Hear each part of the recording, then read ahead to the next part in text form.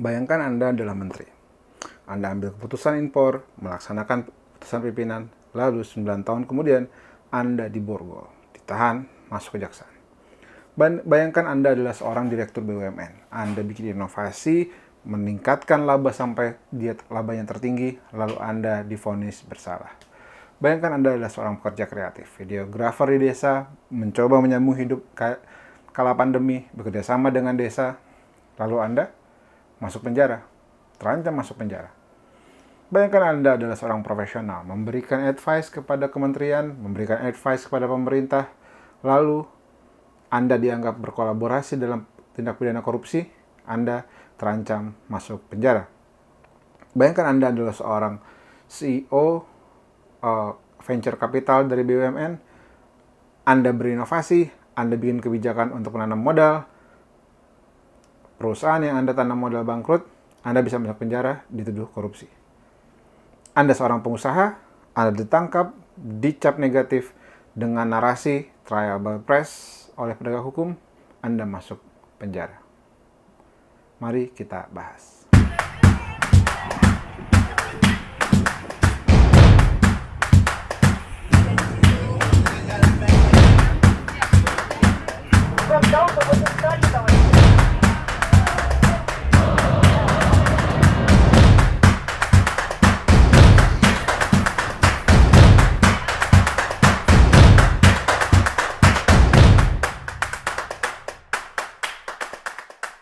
Menghadirkan keadilan sosial bagi seluruh Indonesia. Oke, sekarang kita akan bahas tentang apa penyebab itu semua sih? Penyebab itu semua adalah satu frasa yang namanya kerugian negara. Apa itu kerugian negara? Menurut Undang-Undang Tindak Pidana Korupsi, Undang-Undang 31 tahun 99 yang diubah dengan Undang-Undang nomor 20 tahun 2001, pasal 2, di mana setiap orang yang secara melawan hukum melakukan perbuatan memperkaya diri sendiri atau orang lain atau suatu korporasi yang dapat merugikan keuangan negara atau perekonomian negara. Lalu pasal 3-nya menyebut dengan menyalahgunakan kewenangan yang berakibat pada merugikan orang lain segala macamnya. Nah, pertanyaan berikutnya adalah apa yang salah? Yang salah adalah frasa dapat merugikan negara, bukan telah merugikan negara. Jadi, kita bisa aja suatu ketika dicap merugikan negara kalau kita dianggap dapat merugikan negara, potensial, bukan karena kita telah merugikan negara. Ya, masalahnya dapat itu kan subjektif, bisa benar merugikan negara, bisa enggak. Selama belum bisa dibuktikan merugikan negara, telah merugikan negara, ya harusnya seseorang nggak bisa dianggap telah merugikan negara dong. Masa kayaknya kamu bakal merugikan gue deh gitu. Oke, mana buktinya? Enggak, pokoknya kayaknya bakal merugikan aja sih, potensial merugikan gue gitu. Hal-hal kayak gitu yang jadi masalah gitu. Dan di video ini gue bakal bahas orang-orang yang diperlakukan seperti itu, dianggap merugikan negara padahal tidak merugikan negara, atau dianggap merugikan negara tapi bisnisnya itu adalah keputusan bisnis biasa gitu. Itu yang penting untuk kita telusuri lebih lanjut. Sekarang kita akan bahas lebih detail kasus per kasus, per cluster. Oke, kita bahas cluster yang pertama, kebijakan. Yang kaitan sama kebijakan gitu ya. Yang kaitan sama merugikan perekonomian yang segala macamnya lah gitu kira-kira. Yang pertama adalah kasus Pak Tom Lembong. Ini adalah kasus yang sangat besar, yang ramai dibahas. Ini kalian kalau mau nonton kasus ini bisa nonton di video gue nih. Di sini enggak. Pokoknya gue udah bahas banyak tentang kasus Pak Tom Lembong. Ada selama proses persidangannya, tuntutannya, pembelaannya, pledoinya, dan segala macamnya. Itu ada dibahas, silahkan bisa nonton di konten video gue di sini yang isinya tentang kasus-kasusnya Pak Tom Lembong. Gue akan bahas sedikit tentang Pak Tom Lembong di sini ya, biar secara konteks ini melengkapi. Nah, jadi Pak Tom Lembong itu di Oktober 2024 kita semua orang itu cukup kaget lah, terhenyak lah dengan kasusnya Pak Tom Lembong, di mana Pak Tom tiba-tiba jadi tersangka oleh kejaksaan akibat kasus merugikan negara 400 miliar karena Pak Tom Lembong mengeluarkan izin impor selama dia jadi Menteri Perdagangan di eranya Pak Joko Widodo. Nah, jadi di 2015 itu ada rapat sebuah kementerian yang bilang bahwa Indonesia itu kelebihan surplus gula. Kelebihan stok gula. Nah, di era itu, karena Indonesia dianggap surplus gula, keputusan Pak Tom Lembong untuk menerbitkan izin impor itu dianggap bermasalah, berpotensi merugikan negara, kata kejaksaan. Padahal Pak Tom Lembong itu melaksanakan arahan presiden, di mana arahan presiden waktu itu adalah Pak Tom Lembong diminta untuk mengendalikan harga gula yang harganya naik di pasar. Dan itu ada buktinya. Di sidang disebutkan ada bukti videonya di mana Pak Tom Lembong menerima arahan langsung dari Presiden Joko Widodo. Sehingga Pak Tom melaksanakan arahan pimpinan. Nah, kira-kira gitu. Seberapa cepat harga bisa turun? Harga bisa turun. Jadi yang kita harapkan turun, satu, bawang, ini sudah turun, bawang merah. Yang kedua nantinya kita harapkan turun juga gula, turun. Yang ketiga, daging. Yang keempat, beras. Saya tugaskan 4 ini bisa turun. Lalu, Pak Tom dianggap merugikan negara karena dianggap bekerja sama dengan swasta.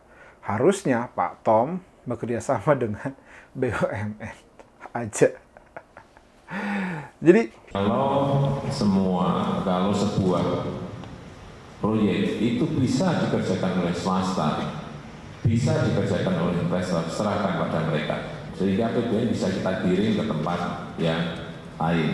Investasi langsung, juga inflasi, juga indeks rasio terus harus dijaga. Terutama ini inflasi menjelang Lebaran. Kita jaga agar inflasi paling tidak harus di bawah 4 untuk tahun 2016 ini.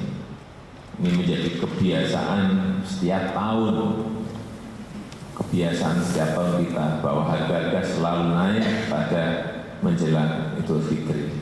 Memang demandnya juga naik.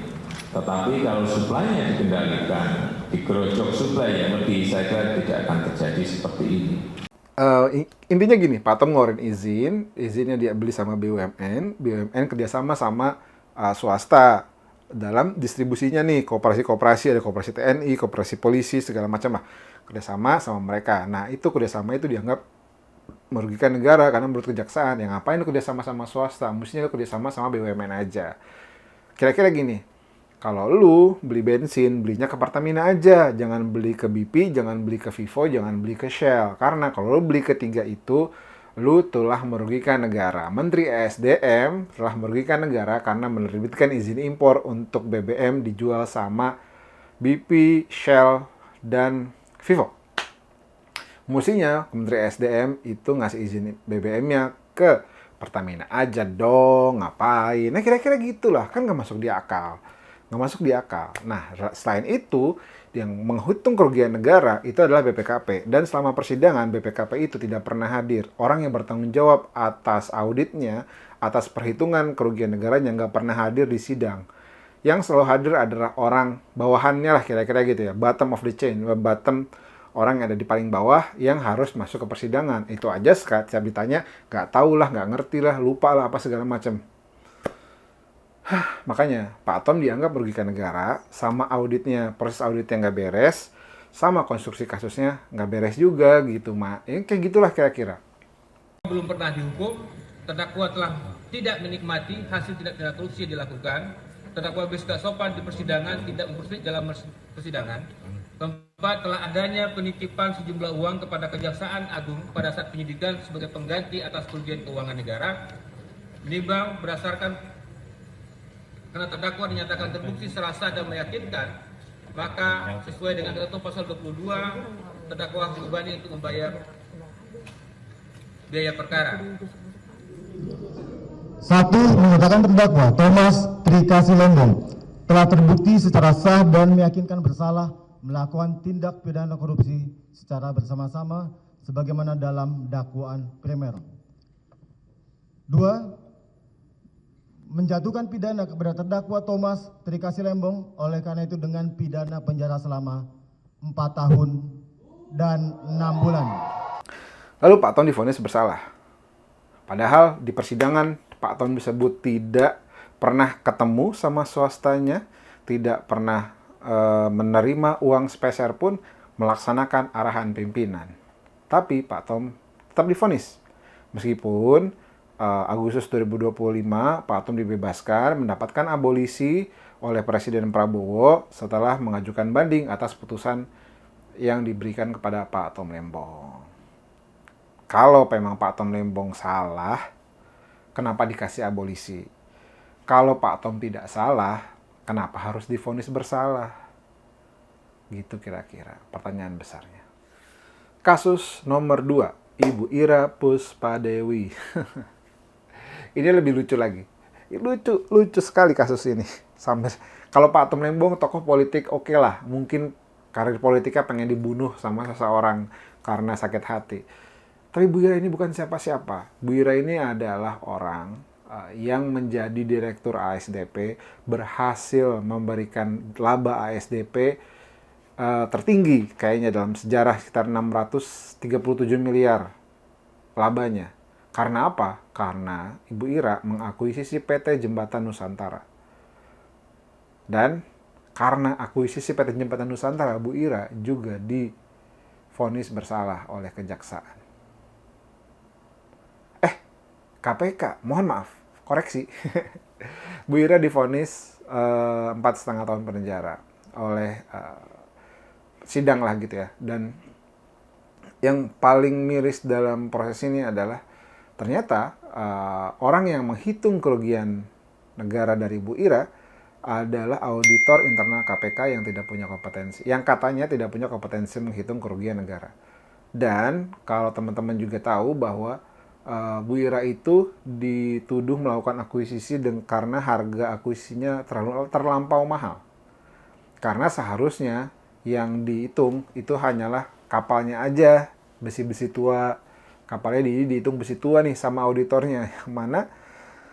Yang mana kalau orang belajar ilmu manajemen transportasi laut, nggak perlu manajemen transportasi laut deh, nggak perlu bahkan manajemen transportasi, orang kebijakan publik biasa aja, orang yang belajar kota, belajar kebijakan, tahu ketika ada perusahaan mengakuisisi perusahaan lain dalam kaitannya dengan transportasi, itu nggak cuma perusahaan yang diakuisisi, aset-asetnya itu nggak cuma aset kapalnya yang diakuisisi, tapi ada rute di situ. Ada rute, ada izin operasional, dan segala macam itu pun diakuisisi sekalian. Nah, dalam konteks akuisisi ASDP ke PT Jembatan Nusantara, yang diakuisisi itu bukan besi-besi tuanya, tapi rutenya, izin operasionalnya, dan segala macamnya. Sehingga ketika nanti ASDP punya modal untuk beli kapal baru, nah kapal-kapal baru ini yang akan berjalan di rutenya. Kira-kira gitu. Dan ini nggak dipahami sama auditor, jaksa, hakim, sehingga Bu Ira dianggap bersalah. Padahal itu keputusan bisnis biasa dan itu masuk di akal. Sebagai orang yang berkecimpung di transportasi pasti tahu gitu. Yang belajar apa yang tidak, nggak perlu profesional yang sehari-hari jadi ngurusin transportasi. Orang yang belajar ilmunya aja tahu. Bahkan Hakim anggota Nur Sakti Baktiana itu dalam sidang putusan tanggal 20 November 2025 itu menyatakan bahwa perbuatan terdakwa bukan kesalahan murni untuk melakukan korupsi, tapi kelalaian berat tanpa kehati-hatian dan itikat baik dalam prosedur dan tata kelola aksi koperasi PT ASDP. Jadi aksi korporasi. Dan Hakim Ketua Sunoto itu juga menyatakan bahwa para terdakwa seharusnya dinyatakan lepas dari segala tuntutan hukum atau onslah. Jadi kalau dalam persidangan itu kan ada 3 hakim lah biasanya, satu hakim ketua, 2 hakim anggota. Nah, ketiga hakim ini boleh punya pendapat yang beda nih gitu. Nah, dalam konteks Bu Ira Puspadewi, hakim ketuanya bilang kalau ini nggak salah, dan 2 hakimnya kayaknya bilang yang 2 hakim lainnya bilang kalau Bu Ira bersalah. Jadi putusan adalah vonis bersalah dengan 1 hakim dissenting opinion. Bahwa berdasarkan seluruh pertimbangan di atas terdapat keyakinan mendalam bahwa perbuatan para terdakwa merupakan keputusan bisnis yang dilindungi oleh business judgment rule.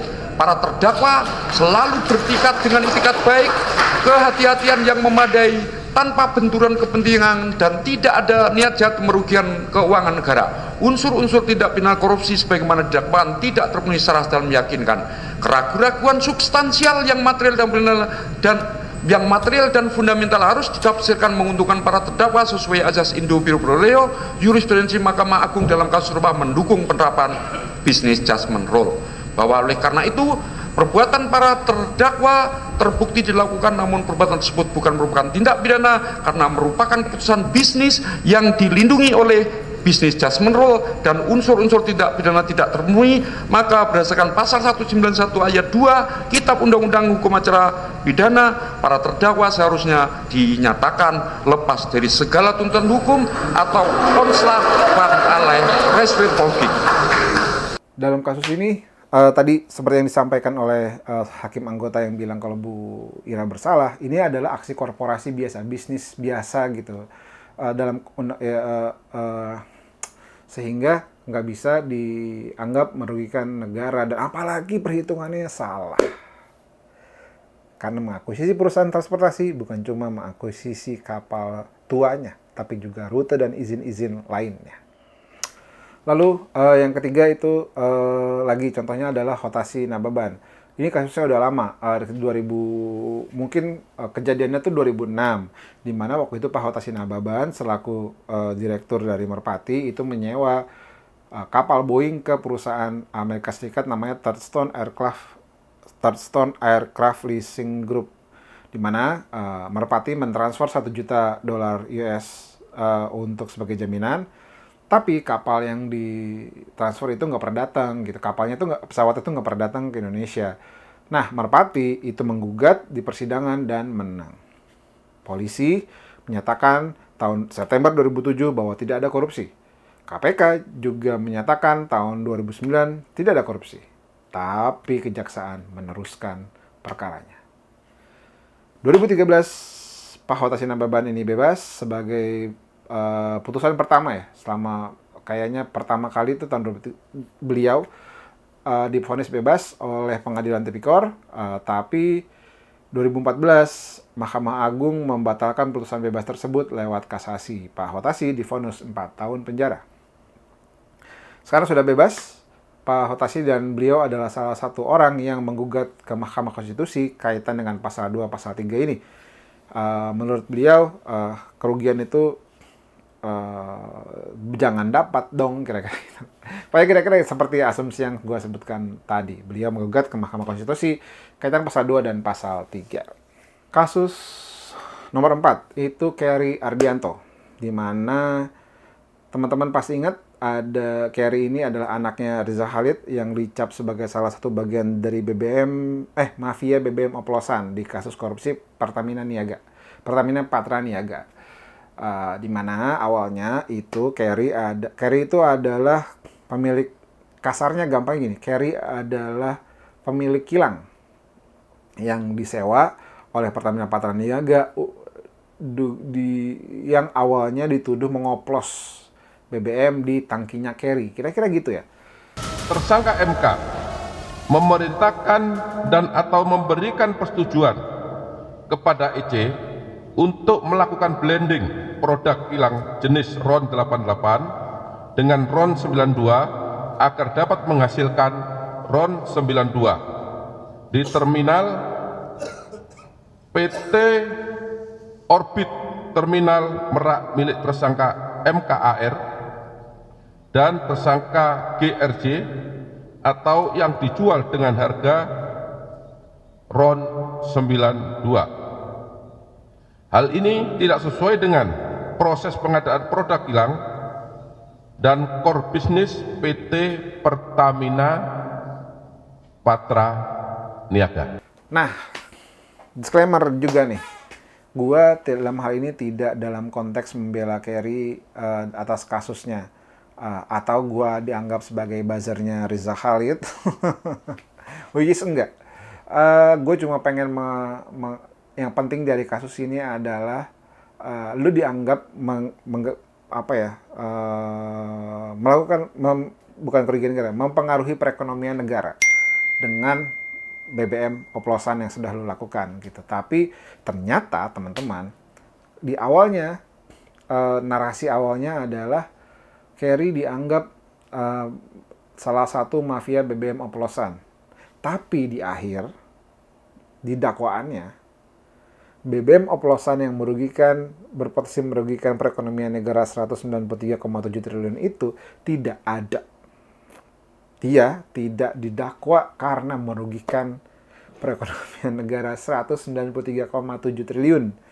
Dia bukan sebagai orang yang jadi mafia BBM oplosan di situ. Nah, masalahnya nih, di awal itu Abdul Qohar, Direktur Penyidikan Jampitsus Kejagung itu bilang bahwa pengadaan BBM RON 92 yang sejatinya hanya berisi BBM RON 90, PT Pertamina Patraniaga membeli BBM RON 90 dengan harga yang seharusnya untuk RON 92. Lalu dicampur, dioplos. Kira-kira gitu. Nah, tapi waktu sidang dakwaan tanggal 13 Oktober tahun 2025, Kerry itu hanya didakwa oleh hanya dua perbuatan yang tidak ada hubungannya dengan 193,7 triliun atau BBM oplosannya gitu. Jadi di awal dia dituduh melakukan kerugian negara, mengacaukan perekonomian negara dengan BBM oplosannya dan merugikan sekitar 193,7 triliun. Tapi di akhirnya tidak ada dakwaannya sama sekali. Jadi, dia divonis 15 tahun penjara dengan uang pengganti 2,9 triliun. Menariknya lagi, Hakim anggota Mulyono Dwi Purwanto memberikan dissenting opinion. Lagi-lagi ada dissenting opinion di sini.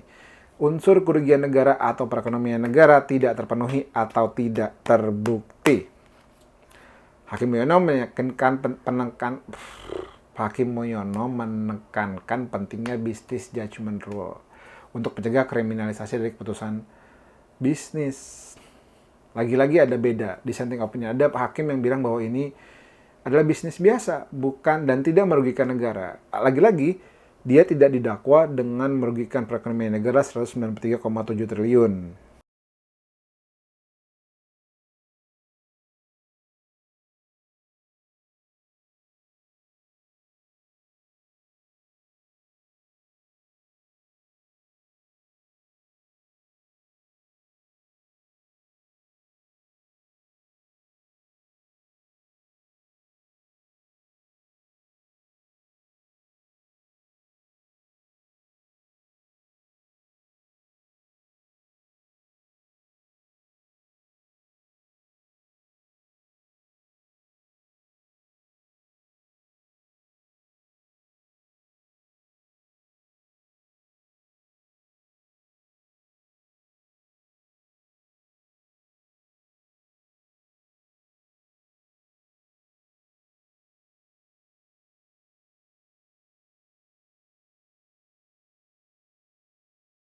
Hasil sidang ini, hasil putusannya juga dieksaminasi oleh FHUI, Fakultas Hukum Universitas Indonesia, yang dipimpin oleh Dr. Feby Mutiara Nelson pada bulan April 2026, yang menyebutkan putusannya itu ada cacat fundamental. Kira-kira kutipannya gini, putusan tersebut dinilai mencerminkan kegagalan majelis hakim dalam membedakan secara tegas antara ranah hukum privat dan hukum publik. Terdapat kecenderungan kuat untuk mencampur adukan hubungan kontraktual ke dalam ranah pidana.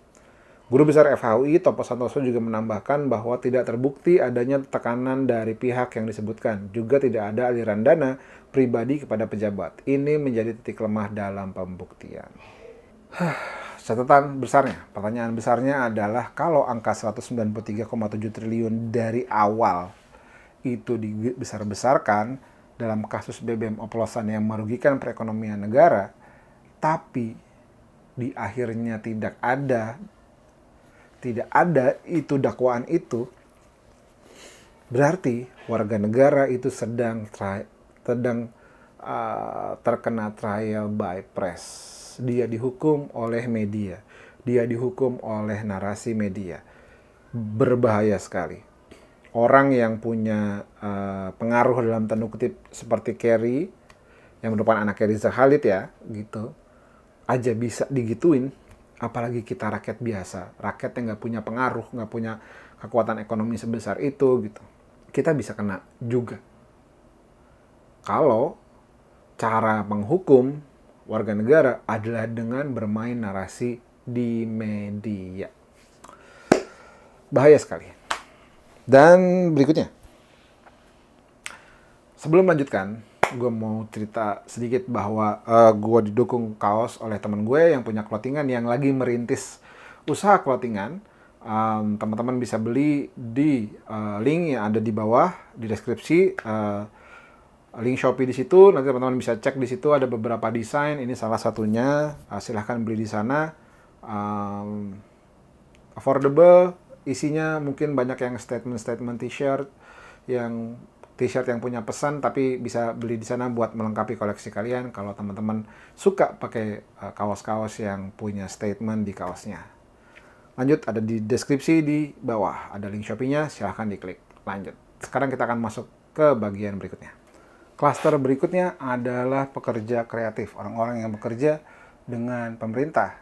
Dalam hal ini kita akan bahas tentang, ada dua orang namanya Amsal Sitepu dan Tony. Tapi kita akan bahas pertama tentang Amsal Sitepu dulu. Nah, Amsal Sitepu itu adalah direktur dari CV Promised Land yang pada tahun 2020 sampai 2022 itu di masa pandemi. Di mana semua orang di masa pandemi pasti gimana caranya untuk bertahan hidup gitu. Dan Amsal itu dengan kemampuannya dia menawarkan bikin video profil ke kepala-kepala desa yang ada di Kabupaten Karo. Dengan harga 30 juta per video per desa. Nah, di November 2025 dia dipenjara. Dia jadi tersangka karena auditor inspektorat di Kabupaten Karo menghitung harga wajar untuk video yang dibikin oleh Amsal Sitepu adalah sekitar 24,1 juta. Selisihnya kira-kira 202 juta total dari 20 desa. Dan itu dianggap kerugian negara. Pertanyaannya, di mana letak selisihnya? Cilokonya, inspektorat menghitung bahwa editing, dubbing, dan segala macamnya itu tidak dianggap harus dibayar atau 0 rupiah. Bapak yang terhormat, 0 rupiah itu bukan yang dikerjain Amsal, Bapak. Editing, dubbing, ideation, dan segala macam yang 0 rupiah itu adalah vlog ini, adalah video ini. Dimana ini video belum ada duitnya. Dimana ini saya yang ngerjain editingnya, saya yang nyeting kameranya, saya yang nyeting audionya, saya yang ngedit, saya yang beride, saya yang riset, saya yang bikin skrip. Semuanya saya yang ngerjain sendiri. Makanya kalau ada kurang-kurang dari videonya, mohon maaf. Tapi kira-kira itu Pak, yang kalau mau dianggap tidak menguntungkan sama sekali, dianggap 0 rupiah, itu video saya, bukan videonya Amsal. Karena kalau Amsal bikin videonya profesional, ada drone-nya, segala macamnya. Saking rame dan viralnya videonya Amsal, kasusnya Amsal Sitepu kok videonya, Komisi 3 DPR sampai bikin rapat dengar pendapat umum dengan kejaksaan dan segala macamnya kaitan sama kasus ini. Bahkan Habibur Rahman selaku Ketua Komisi 3 dan Hinca Panjaitan sebagai Wakil Ketua Komisi 3 itu menjadi jaminan penanganannya Amsal Sitepu. Sampai pada 1 April 2026, akhirnya Majelis Hakim memutuskan bahwa Amsal Sitepu tidak bersalah. Tidak dibebaskan dari segala tuduhan. Amsal bebas setelah 131 ada di tahanan. Yang berikutnya adalah Tony Aji Anggoro. Sayangnya dia nggak seberuntung Amsal Sitepu. Padahal Tony itu mengerjakan proyeknya di kabupaten yang sama, Kabupaten Karo. Bikin proyek yang sama, bikin website dan video profil desa.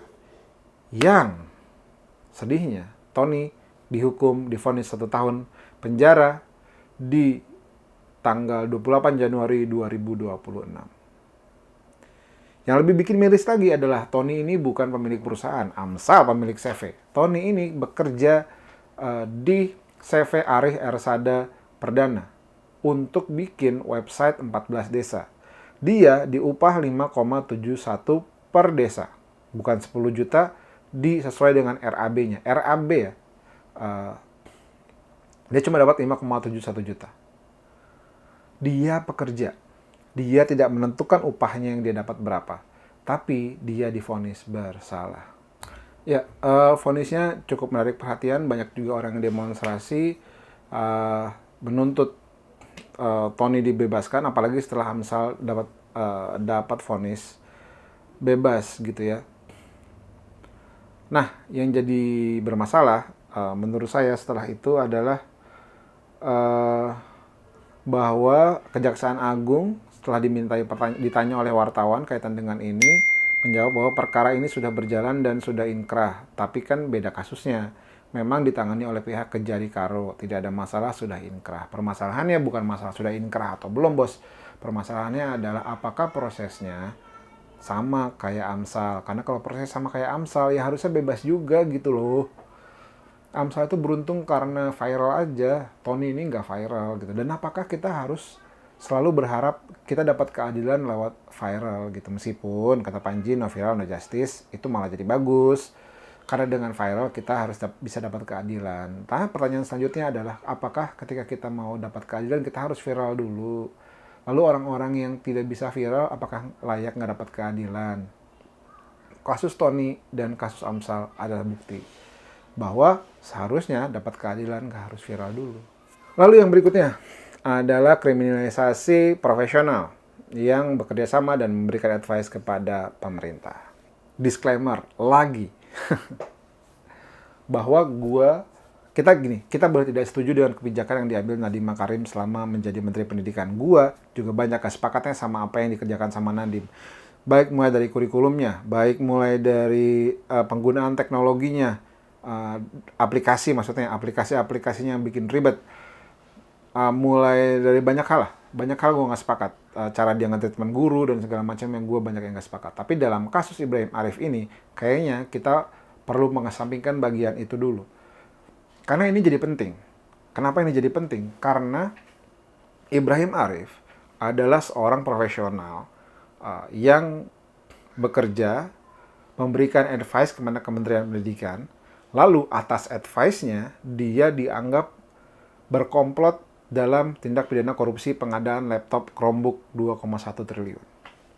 Kenapa ini jadi bermasalah? Karena ini tuh akan jadi presiden di mana ketika kita memberikan advice kepada sebuah kementerian, lalu advice kita dipakai jadi pembenaran atas korupsi yang dilakukan oleh panitia pengadaan barang dan jasanya, maka kita bisa dianggap melakukan tindak pidana korupsi juga, meskipun kita tidak menerima sepeser pun apa yang jadi dituduhkan gitu. Kita tidak menerima sepeser pun duit dari kasus korupsinya, tapi kita kena.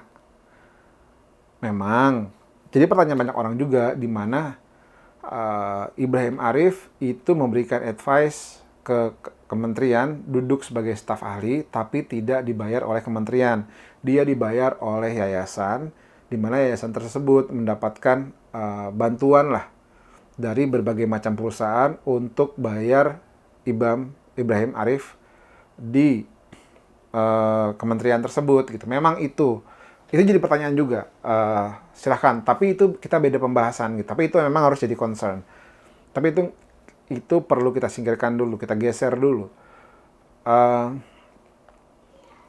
Kita, siapapun profesional yang nantinya akan mengadvise, memberikan masukan kepada pemerintah, kita jadi punya peluang untuk jadi tersangka korupsi juga.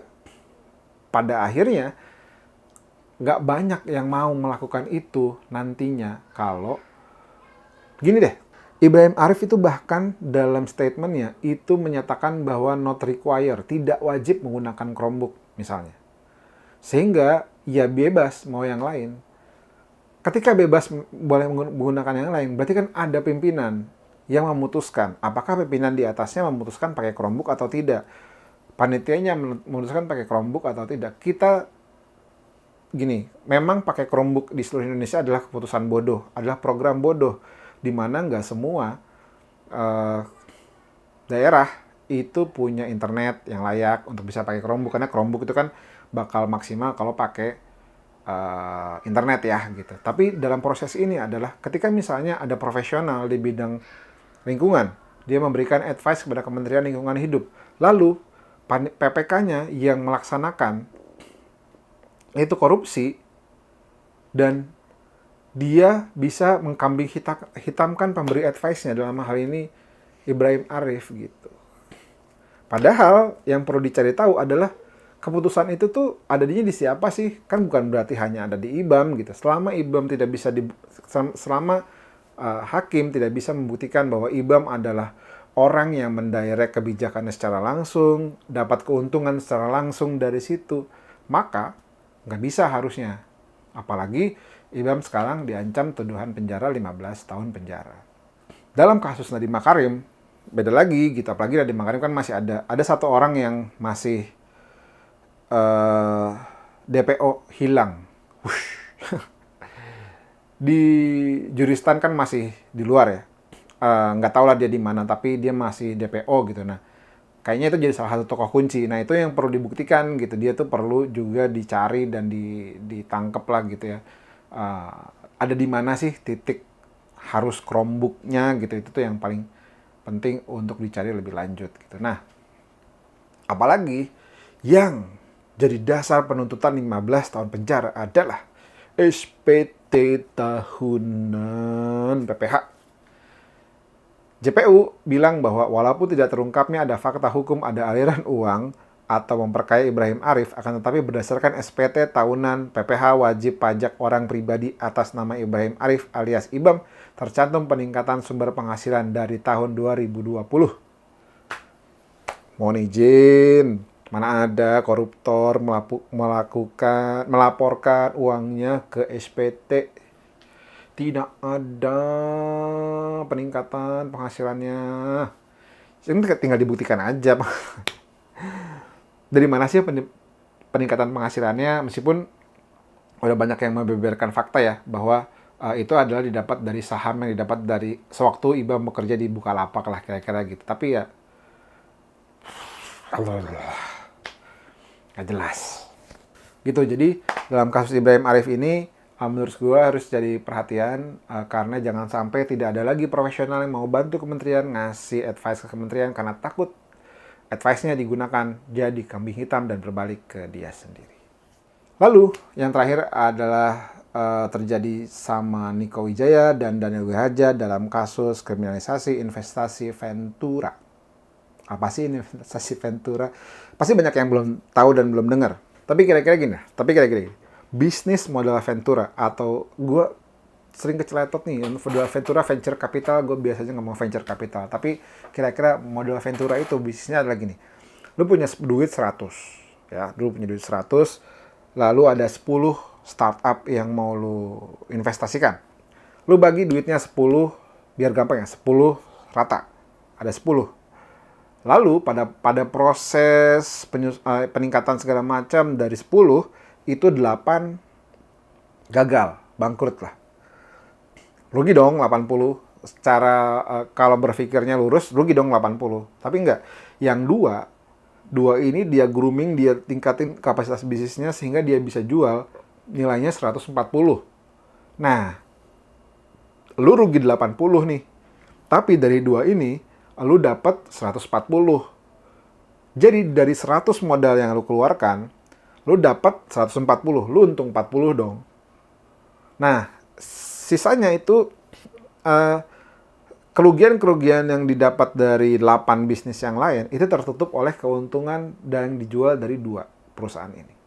Nah, itu adalah model bisnis Ventura atau model Ventura, venture capital gitu. Nah, dalam kasus Niko Wijaya ini, di mana Niko Wijaya itu menanamkan uang dari BRI Ventures, BUMN ya, BRI Ventures, asetnya dikelola sama Niko Wijaya untuk diinvestasikan. Tanihub adalah pihak yang menerima investasi dari BRI Ventures tadi. Tanihub bangkrut karena pemiliknya, CEO-nya itu memanipulasi laporan keuangan. Rugi dong, hilang. Nah, karena kasus Tanihub dan ramai kasus Tanihubnya, Niko Wijaya selaku CEO dari BRI Ventures itu ditangkap, dianggap merugikan negara karena investasinya ke Tanihub. Tanihub yang memanipulasi laporan keuangan, Tanihub yang bikin bangkrut, yang dipenjara adalah Niko Wijaya. Padahal tadi kalau bisnis model Ventura ya rugi Tanihub ya nggak apa-apa, tapi kan ada bisnis yang lain yang bisa nutup kerugian dari Tanihub tadi gitu. Dan itu model bisnis venture capital itu memang seperti itu gitu. Lalu mungkin pertanyaannya, Niko Wijaya ini tuh siapa sih gitu? Nah, Niko Wijaya ini sebenarnya adalah salah satu pionir dari bisnis venture capital lah kira-kira gitu ya. Dia tuh udah berkecimpung di bisnis venture capital itu sejak 2010. Dia juga ngembangin MDI Ventures sama Telkom di 2015. Lalu dia lewat MDI Ventures itu dia bisa memberikan keuntungan dari 2 IPO internasional. Lalu di 2019 dia bikin BRI Ventures yang ngelola aset 250 juta untuk BUMN. Lewat BRI Ventures lah kira-kira gitu. Nah, sekarang dia dipenjara di rumah tahanan Cipinang. Nah, kasus Niko Wijaya ini juga dibahas oleh banyak media asing ya, yang kaitannya sama bisnis model Ventura karena mungkin cukup beresiko juga buat mereka kalau nanti mereka kerjasama sama BUMN di situ, nanti investors dan co-investorsnya bisa kena dan jadi rumit untuk bisnis startup di Indonesia karena ketika anak BUMN melakukan investasi dan rugi, maka lu dianggap merugikan negara. Padahal ini sederhana bahwa mungkin aparat penegak hukumnya nggak paham bisnis model Ventura tuh kayak gimana, venture capital tuh bisnisnya kayak gimana. Nggak semuanya untung ruginya tuh sama kayak pengadaan barang dan jasa biasa gitu. Nggak bisa gitu. Ya kan tadi model bisnisnya gitu, ada 10, ya gitulah gampangnya. Lalu apa yang bisa kita ambil dari ini semua? Jadi dari 8 kasus yang tadi, semuanya didakwa. Merugikan negara, merugikan perekonomian negara, dapat merugikan negara, dapat merugikan perekonomian negara. Dapat, potensial. Bukan exactly, bukan terbukti, bukan memang sudah gitu merugikan negara, tapi potensi merugikan negara, bukan telah merugikan negara. Itu yang jadi masalah gitu dari semuanya. Kebijakan kerjasama kementerian memberikan instruksi kepada BUMN yang di bawahnya untuk kerjasama dengan koperasi, itu dianggap merugikan negara. Direktur yang mengakuisisi rute kapal dianggap merugikan negara karena kemahalan. Orang yang skillnya dianggap nol dianggap merugikan negara. Apalagi tadi investasi modal Ventura dianggap merugikan negara, advice-nya ke kementerian dianggap merugikan negara, macam-macam lah, semuanya tadi dianggap merugikan negara. Padahal di beberapa bagian itu ada murni kebijakan, misalnya konteksnya Pak Tom Lembong itu kan kebijakan. Lalu misalnya dalam konteks Bu Ira, Kerry itu adalah business judgment rule gitu. Niko Wijaya itu adalah business judgment rule gitu. Itu adalah bisnis biasa. Keputusan bisnis dari korporasi, aksi korporasi itu adalah business judgment rule yang dianggap merugikan negara. Lalu ada trial by press yang dilakukan kepada Kerry, di mana narasi yang digunakan di awal ternyata berbeda dengan narasi dakwaan yang di akhir. Awalnya ada narasi mafia BBM oplosan 193 triliun. Dakwaannya tidak ada sama sekali tentang itu. Lalu vonisnya bahkan uang penggantinya cuma 2,9 triliun bukan 193 triliun. Itu jadi masalah. Bahwa ketika semuanya dianggap berpotensi. Ketika semua dianggap berpotensi merusak perekonomian negara, berpotensi memberikan kerugian negara, tapi pada kenyataannya tidak. Itu jadi masalah besar. Coba bayangin kalau misalnya kemarin Pak Anies divonis dia jadi tersangka kasus Formula E, nggak bisa dibuktikan, misalnya sampai akhir nggak ada buktinya, tidak bisa jelas. Tapi reputasi sudah hancur duluan karena trial by press. Dihukum berdasarkan narasi yang digunakan oleh aparat penegak hukum. Itu berbahaya buat kita semua. Lalu, bagian akhir ini kita adalah ngomongin konsekuensinya.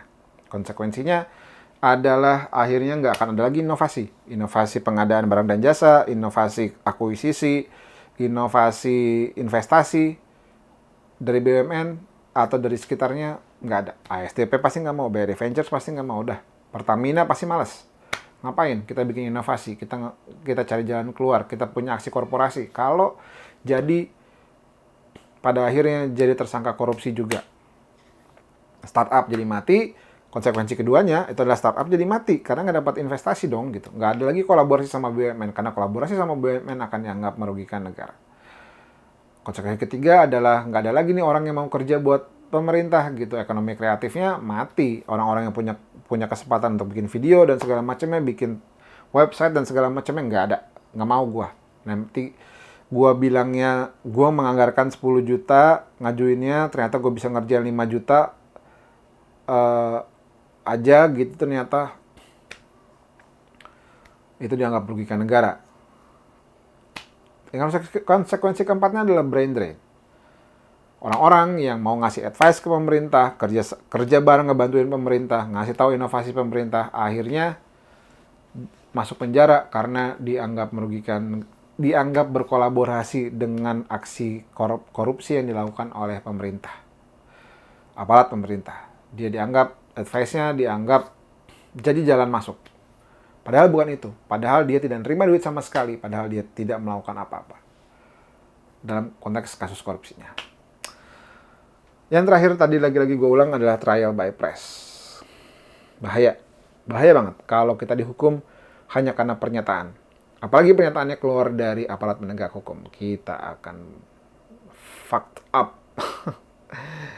Kita hancur kalau misalnya aparat penegak hukum kita lebih memilih untuk melakukan penegakan hukum lewat narasi media.